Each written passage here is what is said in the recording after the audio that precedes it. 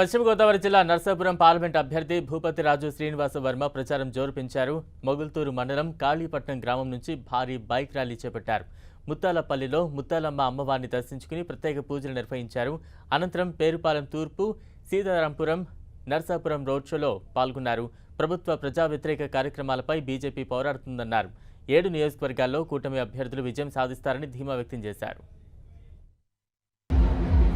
అమిత్ షా గారు చెప్పారు, నిన్న మోడీ గారు చెప్పారు, రేపు 11వ తారీఖున అమిత్ షా గారు దేవరం రాబోతూ ఉన్నారు.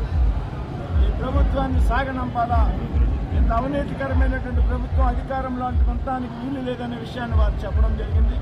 కాబట్టి ఈ పార్లమెంటు నియోజకవర్గంలో పార్లమెంట్ అభ్యర్థిగా పోటీ చేస్తున్నటువంటి నేను 7 శాసనసభ స్థానాలు, అందులో 4 తెలుగుదేశం పార్టీ, 3 జనసేన పార్టీ తరఫున పోటీ చేస్తున్నటువంటి అభ్యర్థులు 7 అంటే 1+7 మొత్తం 8 కూడా పెద్ద ఎత్తున మెజార్టీతో విజయం సాధిస్తారనేటువంటి విషయంలో ఏమాత్రం కూడా అనుమానం.